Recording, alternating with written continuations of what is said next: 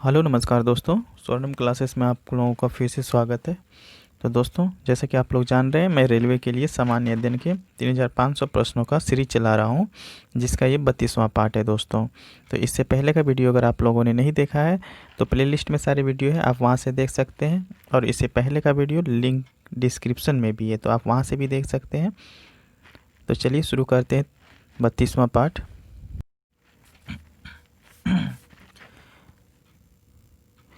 आग को बुझाता है। तो दोस्तों, बताना है कि आग को कौन सी गैस बुझाता है। तो आग को बुझाने वाला गैस जो है दोस्तों, वो CO2 गैस है। CO2, carbon dioxide. B number इसका सही आंसर हो जाएगा। तो दोस्तों, CO2 गैस जो है आग के ऊपर आवरण बनाती है, छतरी के रूप में कार्य करता है और ऑक्सीजन का संपर्क आग से तोड़ देता है, जो आग के जलने के लिए अनिवार्य है। तो जब तक ऑक्सीजन नहीं मिलेगा आग को, तो वो तो जल नहीं सकता है दोस्तों। तो ये कार्बन डाइऑक्साइड क्या करती है, उसके ऊपर एक लेयर बना देती है, जिसके कारण जो है उसका ऑक्सीजन से कनेक्शन टूट जाता है और आग बुझ जाती है। तो बी नंबर इसका सही आंसर हो जाएगा। देखिए नेक्स्ट क्वेश्चन को। 8वें संयुक्त राष्ट्र महासचिव का नाम क्या है। तो बताना है दोस्तों कि 8वें संयुक्त राष्ट्र महासचिव का नाम क्या है। तो दोस्तों, वो है बान की मून। बान की मून, ठीक है। सी नंबर इसका सही आंसर हो जाएगा, बान की मून। ये बान की मून दक्षिण कोरिया के निवासी हैं दोस्तों, ठीक है। ये दक्षिण कोरिया की निवासी हैं, तो इन्हें याद रखिएगा। देखिए नेक्स्ट क्वेश्चन को।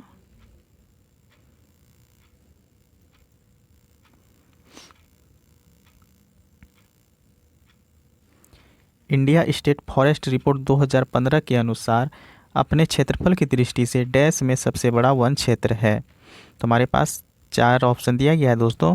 तो इंडिया स्टेट फॉरेस्ट रिपोर्ट 2015 के अनुसार बताना है।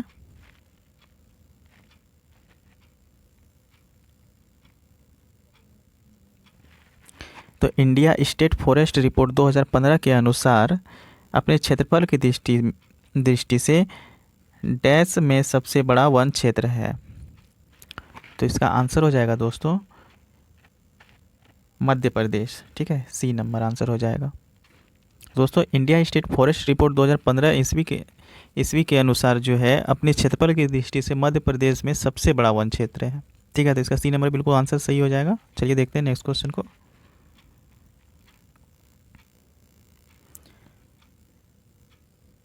सतह से हवा में मार करने वाली आकाश मिसाइल का परीक्षण कहाँ से किया गया था। तो दोस्तों, बताना है कि सतह से हवा में मार करने वाली आकाश मिसाइल का परीक्षण कहाँ किया गया था। तो दोस्तों, ये कहाँ से किया गया था। तो सतह से हवा में मार करने वाली आकाश मिसाइल का परीक्षण दोस्तों अब्दुल कलाम द्वीप से किया गया था। अब्दुल कलाम द्वीप से किया गया था। तो बी नंबर इसका बिल्कुल करेक्ट आंसर हो जाएगा दोस्तों। ये अब्दुल कलाम भारत में मिसाइल मैन के नाम से जाने जाते हैं, ठीक है। और डॉक्टर APJ अब्दुल कलाम जो है भारत के मिसाइल कार्यक्रम के जनक हैं। और ये अब्दुल कलाम जी, आप लोग जान भी रहे होंगे कि ये भारत के राष्ट्रपति भी रहे थे। तो चलिए देखते हैं नेक्स्ट क्वेश्चन को।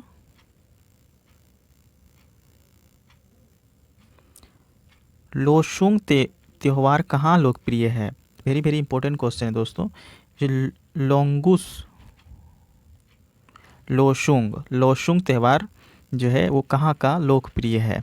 तो दोस्तों, ये सिक्किम का लोकप्रिय त्यौहार है, ठीक है। ये सिक्किम का लोकप्रिय त्यौहार है। तो बी नंबर इसका आंसर सही हो जाएगा। देखिए नेक्स्ट क्वेश्चन को। भारतीय रेलवे में डैश जोन है। तो बताना है दोस्तों भारतीय रेलवे में कितने जोन हैं। तो दोस्तों, भारतीय रेलवे में जैसा कि हम लोग जानते हैं टोटल 17 जोन है, ठीक है। तो सी नंबर इसका आंसर सही हो जाएगा 17। दोस्तों, 29 सितंबर 2010 ईस्वी को कोलकाता मेट्रो रेल की 17वां जोन घोषित किया गया था। कलकत्ता मेट्रो को 17वां जोन घोषित किया गया था। कब किया गया था? 29 सितंबर 2010 को। तो इन्हें भी याद रखिएगा दोस्तों, क्योंकि ये भी इम्पोर्टेंट है। और 24 अक्टूबर 1984 ईस्वी को कोलकाता मेट्रो रेल की शुरुआत हुआ था।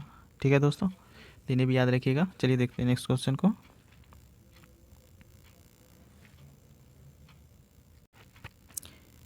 दोस्तों यहाँ पर 1930 हो गया, ठीक है। तो दोस्तों 1930 के सविनय अवज्ञा आंदोलन का उद्देश्य क्या था? बताना है कि 1930 सविनय अवज्ञा आंदोलन का उद्देश्य क्या था। तो दोस्तों 1930 सविनय अवज्ञा आंदोलन का मुख्य उद्देश्य था ब्रिटिश सरकार के आदेशों की संपूर्ण अवज्ञा, ठीक है। तो ये नंबर इसका बिल्कुल सही हो जाएगा। और दोस्तों 1930 ईस्वी में जो है गांधी जी ने 11 मांगे रखी थी, ठीक है, लेकिन ये मांगे जो है दोस्तों इरविन ने नहीं माना। चलिए देखते हैं नेक्स्ट क्वेश्चन को। वह ग्रीन हाउस गैस कौन सी है जिसे हंसाने वाली गैस भी कहा जाता है? तो बताना है दोस्तों वह ग्रीन हाउस गैस कौन सी है जिसे हंसाने वाला गैस भी कहा जाता है। तो दोस्तों वो है नाइट्रेट ऑक्साइड, नाइट्रेट ऑक्साइड, ठीक है, नाइट्रस ऑक्साइड। तो सी नंबर इसका आंसर सही हो जाएगा, नाइट्रस ऑक्साइड। यही एक नाइट्रस ऑक्साइड है जो दोस्तों हंसाने वाला गैस भी कहते हैं। और इसका रासायनिक सूत्र क्या होता है दोस्तों? NO2, sorry N2O, N2O। तो N2O जो है इसका रासायनिक सूत्र होता है। और N2O का प्रयोग जो दोस्तों चिकित्सा क्षेत्र में एनेस्थेसिया में किया जाता है, एनेस्थेसिया में किया जाता है। और मीथेन धान के खेतों में भी उत्पन्न होती है दोस्तों, ये जो मीथेन है ये धान के खेतों में भी उत्पन्न होती है। और ग्रीन हाउस गैस मुख्यतः CO2 से उत्पन्न होता है, ठीक है, कार्बन डाइऑक्साइड से। चलिए देखते हैं नेक्स्ट क्वेश्चन को। देखिए नेक्स्ट क्वेश्चन क्या है। राष्ट्रीय वायु गुणवत्ता सूचकांक को डैश प्रदूषकों की सघनता के आधार पर निर्धारित किया जाता है। तो दोस्तों बताना है कि राष्ट्रीय वायु गुणवत्ता सूचकांक को डैश प्रदूषकों की सघनता के आधार पर निर्धारित किया जाता है। तो इसका आंसर हो जाएगा D 8, ठीक है दोस्तों। तो राष्ट्रीय वायु गुणवत्ता सूचकांक को 8 प्रदूषकों की सघनता के आधार पर निर्धारित किया जाता है, ठीक है दोस्तों। तो इन्हें याद रखिएगा। तो वायुमंडल में विषैले गैसों की मात्रा का आधार जो होता है निर्धारित किया जाता है इससे। चलिए देखते हैं नेक्स्ट क्वेश्चन को।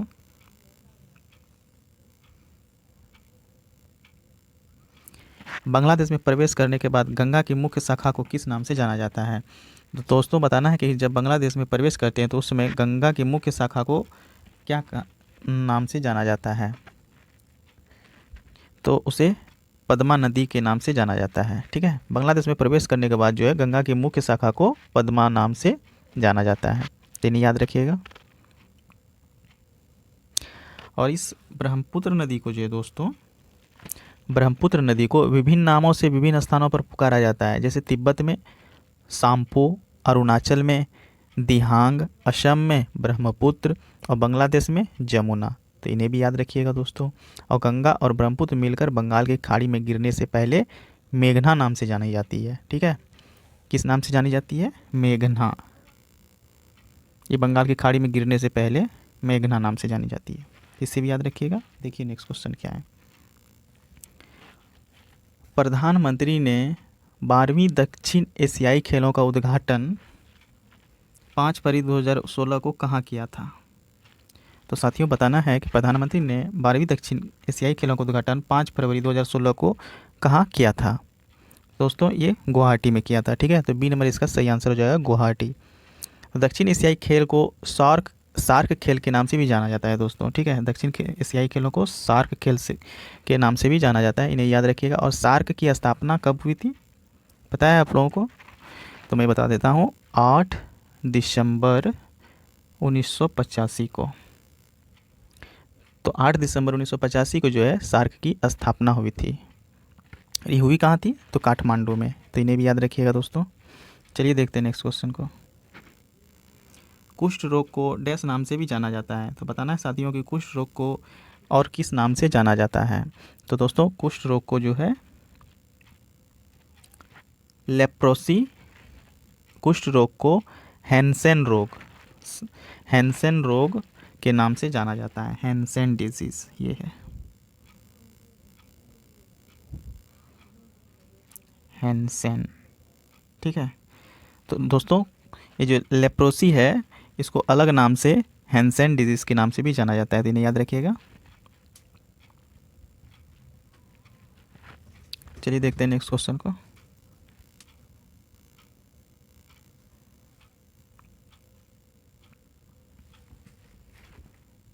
2015 के अंत तक भारत ने अंटार्कटिका में डैश अनुसंधान स्टेशन स्थापित कर दिए हैं। तो साथियों बताना है कि 2015 के अंत तक भारत ने अंटार्कटिका में कितने अनुसंधान स्टेशन स्थापित कर दिए हैं। तो दोस्तों उन्होंने 3 अनुसंधान स्टेशन स्थापित कर दिए हैं। तो बी नंबर इसका सही आंसर हो जाएगा दोस्तों। दोस्तों रिसर्च स्टेशन जो है अंटार्कटिका में है, तो इन्हें भी याद रखिएगा। देखिए नेक्स्ट क्वेश्चन को, एक जनरेटर डैश रूपांतरित करता है।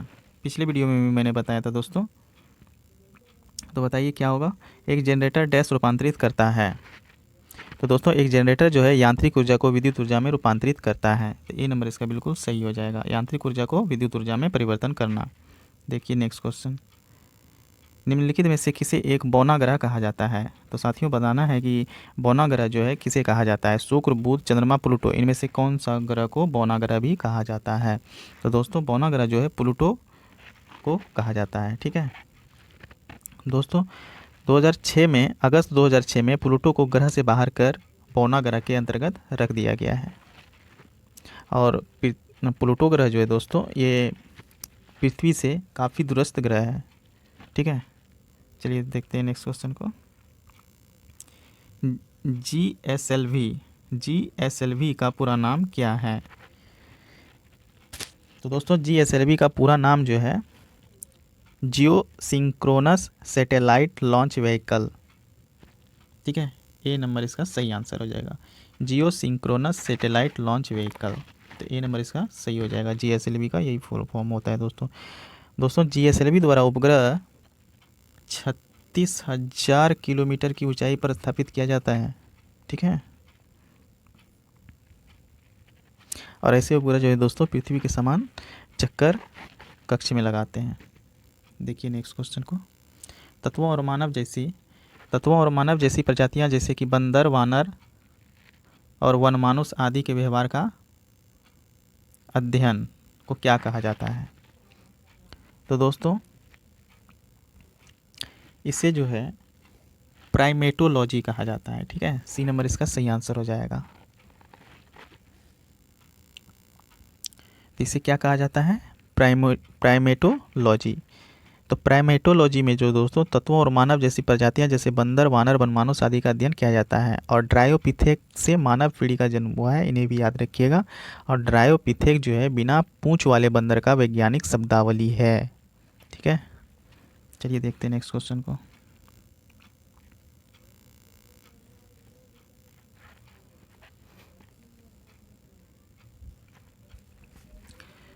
देखते हैं डी नंबर दोस्तों, नारी प्रस्तावना में निहित शब्द गणराज्य का अर्थ निम्न में से कौन इंगित नहीं करता है। तो बताना है दोस्तों कि नारी प्रस्तावना में निहित शब्द गणराज्य का ही अर्थ निम्न में से कौन इंगित नहीं करता है। तो दोस्तों देखते हैं क्या है, ए नंबर में क्या है, राज्य का मुखिया एक निश्चित अवधि के लिए प्रत्यक्ष या परोक्ष रूप से चुना जाता है, ये इंगित करता है। और दूसरा है राजनीतिक संप्रभुता लोगों में निहित है ना कि एक ही व्यक्ति में, ये भी है। तो किसी भी विशेषाधिकार प्राप्त वर्ग की अनुपस्थिति में सभी सरकारी कार्यालय बिना किसी भेदभाव के हर नागरिक के लिए खुले हैं, ये भी है।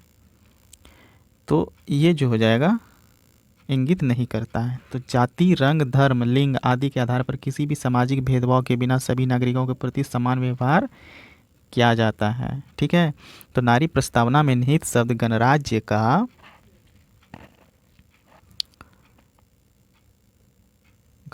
का अर्थ जो है निम्न में से डी नंबर जो है इंगित नहीं करता है। ठीक है, तो यही इसका आंसर हो जाएगा दोस्तों, क्योंकि प्रस्तावना में जाति, रंग, धर्म आदि के आधार पर किसी भी सामाजिक भेदभाव के बिना सभी नागरिकों के प्रति समान व्यवहार किया जाता है, नहीं इंगित है ये। और प्रस्तावना 13 दिसंबर 1946 को पंडित जवाहरलाल नेहरू ने संविधान सभा में प्रस्तुत किए थे। कब किए थे ये प्रस्तावना, 13 दिसंबर 1946 को। ठीक है, 13 दिसंबर 1946 को। देखिए नेक्स्ट क्वेश्चन क्या है, निम्न में से कौन सा जिंक का उच्चतम स्रोत है। तो बताना है दोस्तों कि जिंक का जो है सबसे ज़्यादा और अच्छा स्रोत क्या है। तो दोस्तों ये है अष्टभुज। ठीक है, तो ए नंबर इसका आंसर सही हो जाएगा, अष्टभुज। दोस्तों प्रकृति में पाए जाने वाले वह 8 प्रकार के फल जिसमें जिंक भरपूर मात्रा में पाया जाता है उसे अष्टभुज फल कहते हैं, जो निम्न है। मैं बता रहा हूँ आप लोगों को वो सब कौन सी है। पहला तो मक्खन फल है, ठीक है, और दूसरा काली अंची है, और तीसरा अनार है, और चौथा रसभरी है, और पांचवा जो है दोस्तों अमरूद है, और छठा जो है खजबुजा है, और सातवां खुबानी है, और आठवां जो है आड़ू है। तीन याद रखिएगा दोस्तों। और सोयाबीन जो है दोस्तों वो प्रोटीन का उच्चतम स्रोत है, और पालक आयरन का, ठीक है, और गाजर किसका है, कैरोटीन का। तो चलिए देखते हैं नेक्स्ट क्वेश्चन को। विश्वविद्यालय अनुदान आयोग यूजीसी विश्व का सबसे बड़ा डैश नामक भाषा पोर्टल परियोजना का शुभारंभ करेगा। तो दोस्तों विश्वविद्यालय अनुदान आयोग यूजीसी विश्व का सबसे बड़ा भारत वाणी नामक भाषा पोर्टल प्रोजेक्ट का शुभारंभ करेगा। ठीक है,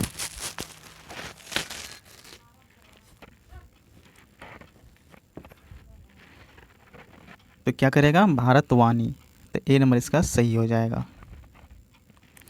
तो विश्वविद्यालय अनुदान आयोग विश्व का सबसे बड़ा डैश नाम भाषा पोर्टल परियोजना का शुभारंभ करेगा, तो भारतवाणी पोर्टल का। ठीक है, तो ए नंबर इसका सही आंसर हो जाएगा। दोस्तों यहाँ पर बात हो रही है यूजीसी की। ठीक है, तो यूजीसी की स्थापना कब हुई है, 1953 में। ठीक है, 1953 में। तीन याद रखिएगा। चलिए देखते हैं नेक्स्ट क्वेश्चन को।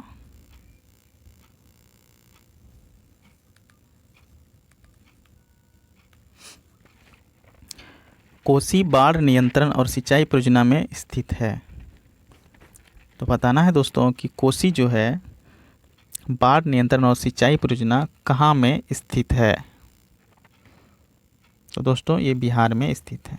कोसी बाढ़ नियंत्रण और सिंचाई परियोजना जो है बिहार में स्थित है। तीन याद रखिएगा दोस्तों। कोसी गोसाई थान चोटी से निकलती है, ठीक है, और कोसी जो है 730 किलोमीटर बहकर गंगा नदी में मिल जाती है। कितना, 730 किलोमीटर कोसी चलती है और वह गंगा नदी में मिल जाती है। और कोसी को बिहार का शोक भी कहा जाता है दोस्तों, इन्हें ये याद रखिएगा, वेरी वेरी इंपॉर्टेंट क्वेश्चन है। देखिए नेक्स्ट क्वेश्चन क्या है।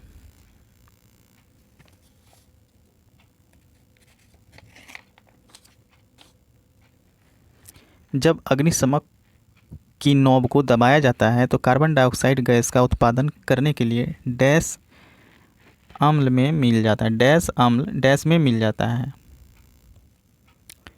तो बताना है दोस्तों कि जब अग्निशमक की नॉब को दबाया जाता है तो कार्बन डाइऑक्साइड गैस का उत्पादन के लिए कौन सी गैस अम्ल में मिल जाती है। तो दोस्तों सल्फ्यूरिक अम्ल जो है वो सोडियम हाइड्रोजन कार्बोनेट में मिल जाती है। तो सी नंबर इसका सही आंसर हो जाएगा। सल्फ्यूरिक अम्ल सोडियम हाइड्रोजन कार्बोनेट ये अम्ल में मिल जाती है। तो सी नंबर इसका बिल्कुल सही आंसर हो जाएगा दोस्तों। यहाँ पे कार्बन डाइऑक्साइड का प्रयोग आग को बुझाने में किया जाता है। मैं इसको वीडियो का पहला ही क्वेश्चन बता दिया हूँ दोस्तों, ठीक है। और ये ठोस कार्बन डाइऑक्साइड जो होते हैं दोस्तों CO2 इसे शुष्क बर्फ भी कहते हैं, शुष्क बर्फ। ठीक है, चलिए देखते हैं नेक्स्ट क्वेश्चन को।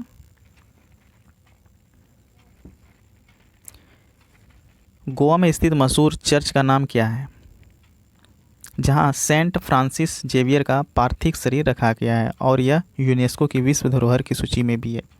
वेरी वेरी इंपॉर्टेंट क्वेश्चन है दोस्तों, ध्यान से देखिए कि गोवा में स्थित मशहूर चर्च का नाम क्या है जहां सेंट फ्रांसिस जेवियर का पार्थिव शरीर रखा गया है और यह यूनेस्को की विश्व धरोहर की सूची में भी आता है। तो क्या होगा, तो दोस्तों ये बॉम जीसस का बसिलिका, बॉम जीसस का बसिलिका। ठीक है, तो ए नंबर इसका सही आंसर हो जाएगा।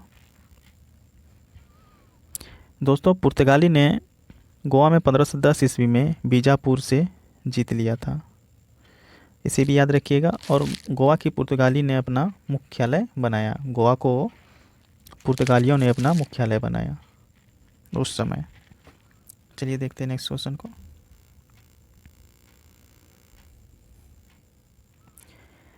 एस मैप सैटेलाइट जो पृथ्वी पर मिट्टी में नमी को मापने और निरीक्षण का कार्य करती है, इसे किसने लॉन्च किया था?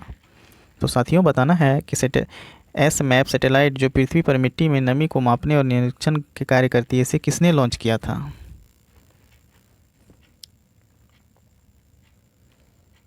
तो इसे नासा के द्वारा लॉन्च किया गया था दोस्तों। ठीक है, तो याद रखिएगा, ए नंबर इसका सही हो जाएगा। इसे नासा के द्वारा लॉन्च किया गया था। देखिए नेक्स्ट क्वेश्चन को। नाट्य शास्त्र एक पुस्तक भारत के शास्त्रीय नृत्य पर किसके द्वारा लिखी गई थी? तो साथियों बताना है कि नाट्य शास्त्र जो है एक पुस्तक भारत के शास्त्रीय नृत्य पर किसके द्वारा लिखी गई थी? तो दोस्तों नाट्य शास्त्र एक पुस्तक भारत के शास्त्रीय नृत्य पर भरत मुनि द्वारा लिखा गया था। ठीक है, सी नंबर आंसर सही हो जाएगा, भरत मुनि। देखिए नेक्स्ट क्वेश्चन। एनोफिलेज मच्छर कौन से वेक्टर वहन करते हैं? तो साथियों बताना है कि ये जो एनोफिलेज मच्छर है ये कौन से वेक्टर वहन करते हैं? पहला है मलेरिया, फाइलेरिया या डेंगू, इनमें से कौन सा होगा? तो दोस्तों एनोफिलीज मच्छर जो है मलेरिया और फाइलेरिया वेक्टर वहन करते हैं। तो सी नंबर इसका सही आंसर हो जाएगा, 1 और 2। मलेरिया और फाइलेरिया ये दोनों ही बीमारी को फैलाते हैं। देखिए नेक्स्ट क्वेश्चन क्या है। वायुमंडल में ओजोन की मापने के लिए यूवी स्पेक्ट्रोफोटोमीटर किसने विकसित किया था? तो साथियों बताना है कि वायुमंडल में ओजोन को मापने के लिए स्पेक्ट्रोफोटोमीटर किसने विकसित किया था?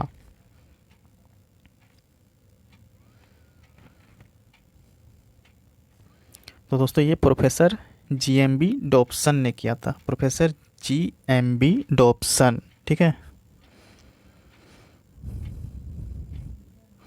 ओजोन जो है दोस्तों वो ऑक्सीजन के 3 अणु से बनते हैं, ऑक्सीजन के 3 अणु से बनते हैं।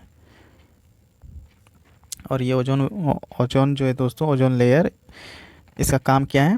पराबैंगनी किरणों को आने से ये रोकता है।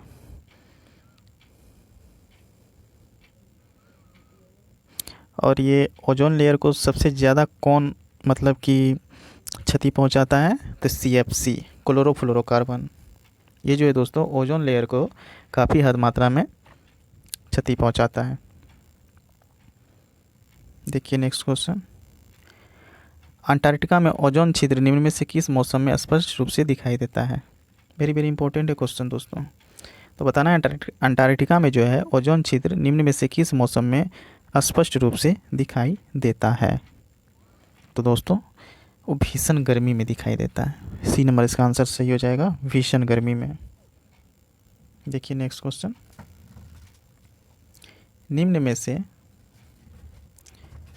कौन सा माध्यमिक मेमोरी से संबंधित नहीं है? तो दोस्तों मैग्नेटिक सस्पेंशन सेकेंडरी मेमोरी से संबंधित नहीं है।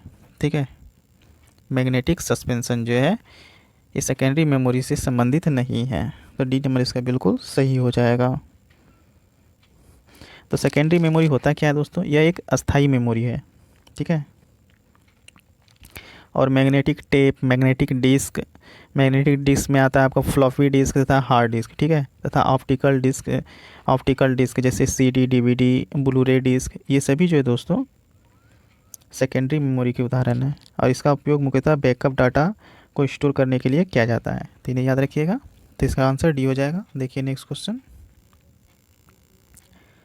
अंग्रेजी ईस्ट इंडिया कंपनी को डैश नाम से भी जाना जाता है? तो साथियों बताइए, कमेंट में बताइए दोस्तों कि अंग्रेजी ईस्ट इंडिया कंपनी को किस नाम से जाना जाता है? दोस्तों इसे जॉन कंपनी के नाम से जाना जाता है, जॉन कंपनी के नाम से जाना जाता है।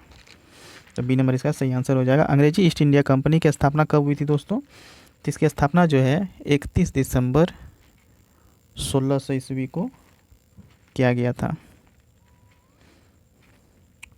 और उस समय जो है महारानी एलिजाबेथ प्रथम थी। चलिए देखते हैं नेक्स्ट क्वेश्चन। निम्न में से कौन हिंदुस्तान सोशलिस्ट रिपब्लिकन एसोसिएशन का सदस्य नहीं था। तो बताइए दोस्तों कि निम्न में से, हमारे पास 4 ऑप्शन दिए गए हैं, इनमें से बताना है कि हिंदुस्तान सोशलिस्ट रिपब्लिक एसोसिएशन के सदस्य नहीं था। तो कौन नहीं था? तो नाना साहेब जो थे, ये हिंदुस्तान सोशलिस्ट रिपब्लिक एसोसिएशन के सदस्य नहीं थे। ठीक है, तो डी नंबर बिल्कुल सही हो जाएगा। चलिए देखिए नेक्स्ट क्वेश्चन को। अमेरिका में national aeronautics and space act कब पारित हुआ? तो बताना है दोस्तों कि अमेरिका में national aeronautic and space act कब पारित हुआ था? तो ये हुआ था 1958 में। ए नंबर सही आंसर हो जाएगा। और हाइड एक्ट कब स्थापित हुआ था दोस्तों? हाइड एक्ट 1953 में। ठीक है, ये हाइड एक्ट को जो दोस्तों 123 एक्ट भी कहते हैं। हाइड एक्ट, इसी को जो है 123 एक्ट भी कहा जाता है और इसकी स्थापना 1953 में हुई थी। तो इसे भी याद रखिएगा। चलिए देखते हैं नेक्स्ट क्वेश्चन को।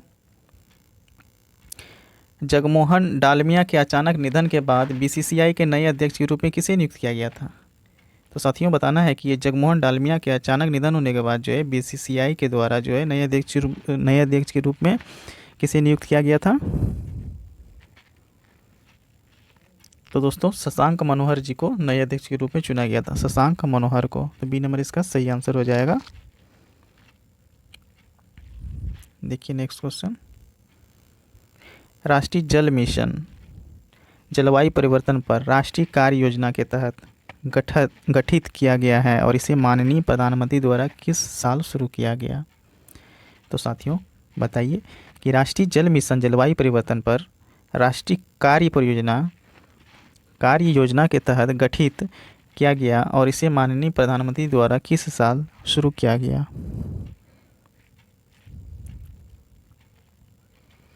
तो दोस्तों इसे 2008 में शुरू किया गया था। सी नंबर इसका सही आंसर हो जाएगा। दोस्तों 2008 को राष्ट्रीय जल वर्ष घोषित किया गया था, तो इन्हें भी याद रखना है। देखिए next question.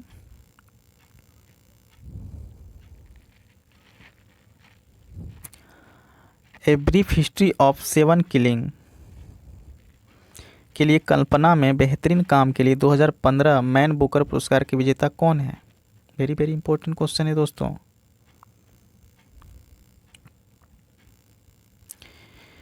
A brief history of 7 killing के लिए कल्पना में बेहतरीन काम के लिए 2015 मैन बुकर पुरस्कार के विजेता कौन है? तो दोस्तों ये है मलान जेम्स। ठीक है, सी नंबर आंसर हो जाएगा मलान जेम्स। दोस्तों उत्तरी आयरलैंड की लेखिका एना वर्न्स को वर्ष 2018 का मैन बुकर प्राइज से सम्मानित किया गया था। कब किया गया था? 2018 में। उत्तरी आयरलैंड की लेखिका एना वर्न्स को। तो इन्हें भी याद रखिएगा। देखिए नेक्स्ट क्वेश्चन। अफगानिस्तान पर डैश द्वारा विजय हासिल करने के बाद वह अकेमेनिड साम्राज्य अंतर्गत आता है। तो बताइए दोस्तों कि अफगानिस्तान पर किसके द्वारा विजय हासिल करने के बाद वह अकेमेनिड साम्राज्य के अंतर्गत आता है? तो वो है पर्सिया के दरायस प्रथम। ठीक है, तो ए नंबर इसका सही आंसर हो जाएगा। अफगानिस्तान पर पर्सिया के डेरियस प्रथम द्वारा विजय हासिल करने के बाद वह अकेमेनिड साम्राज्य के अंतर्गत आता है। तो ए नंबर सही हो जाएगा। चलिए देखते हैं नेक्स्ट क्वेश्चन को। रसोई गैस के रिसाव का आसानी से पता लगाया जा सकता है, तो क्या चीज़ के हवा में प्रसार करके? तो दोस्तों रसोई गैस के रिसाव का आसानी से पता लगाया जा सकता है इथाइल मरकैप्टॉन हवा में प्रसार करके। इथाइल मरकैप्टॉन। तो सी नंबर इसका सही आंसर हो जाएगा। ठीक है, देखिए नेक्स्ट क्वेश्चन क्या है। ध्वनि की गति पर दबाव का क्या प्रभाव पड़ता है? दोस्तों बताइए कि ध्वनि की गति पर दबाव का क्या प्रभाव पड़ता है? तो दोस्तों ध्वनि की गति दबाव से प्रभावित नहीं होती है। ध्वनि की गति पर दबाव का प्रभाव पड़ता है। तो सी नंबर इसका सही आंसर हो जाएगा। ध्वनि की गति दबाव से प्रभावित नहीं होती है। ठीक है, तो ध्वनि का प्रभाव जो है निर्वात पर पड़ता है और ध्वनि का चाल जो अधिकतम ठोस में होता है, इसे भी याद रखिएगा। और ध्वनि का जो चाल होता है दोस्तों हवा में 332 मीटर पर सेकेंड होता है। ठीक है, चलिए देखिए नेक्स्ट क्वेश्चन को। 2012 में डीआरडीओ ने विशाखापत्तनम में पानी के भीतर मिसाइल का सफलतापूर्वक प्रक्षेपण करके पानी के भीतर प्रक्षेपण प्रणाली वाला 5वां देश बन गया था। तो मिसाइल का नाम क्या था दोस्तों? तो दोस्तों बताना है कि 2012 में डीआरडीओ ने विशाखापट्टनम में पानी के अंदर जो है मिसाइल का सफलतापूर्वक प्रक्षेपण किया था। तो ये पानी के अंदर प्रक्षेपण करने वाली ये 5वां देश बन गया था। तो मिसाइल का नाम क्या था दोस्तों? उस मिसाइल का नाम था K-15। ठीक है, K-15। तो ए नंबर सही हो जाएगा। ये डीआरडीओ जो है दोस्तों ये भारत का रक्षा उपकरण का मुख्य केंद्र है। ठीक है, और डीआरडीओ ने अनेक उपकरण का निर्माण कर देश की रक्षा शक्ति का काफ़ी बढ़ावा दिया है। और वर्तमान में डीआरडीओ में जो है दोस्तों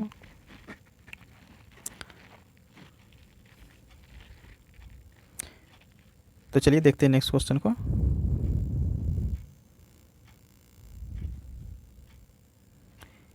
ललित कला अकादमी किस उद्देश्य के साथ स्थापित की गई थी? तो साथियों बताना है कि जो ललित कला अकादमी है किस उद्देश्य के साथ स्थापित की गई थी? तो दोस्तों ललित कला अकादमी की स्थापना चित्रकला, वास्तुकला और प्रयोग के क्षेत्र में अध्ययन और अनुसंधान को बढ़ावा देने तथा प्रोत्साहित करने के लिए स्थापित की गई थी। तो बी नंबर इसका बिल्कुल सही आंसर हो जाएगा। ठीक है दोस्तों, ललित कला अकादमी जो है कहाँ पर है? वो नई दिल्ली में है। और ललित कला अकादमी जो है दोस्तों सांस्कृतिक कार्यक्रम का प्रदर्शन करता है, अवार्ड भी प्रोत्साहन स्वरूप देता है। तो इन्हें याद रखिएगा। तो दोस्तों आज के लिए बस इतना ही था। तो इससे आगे का क्वेश्चन मैं नेक्स्ट वीडियो में लेकर आऊँगा। तो आज का वीडियो आप लोगों को कैसा लगा दोस्तों प्लीज़ कमेंट करके बताइएगा। अगर अच्छा लगा तो प्लीज़ लाइक कीजिएगा और वीडियो को ज़्यादा से ज़्यादा शेयर कीजिएगा ताकि दूसरे व्यक्ति को भी इसका लाभ मिले। तो दोस्तों चैनल को सब्सक्राइब कर लीजिए ताकि आपको इसी तरह का वीडियो हमेशा मिलता रहे। तो चलिए आज के लिए बस इतना ही। थैंक यू, धन्यवाद।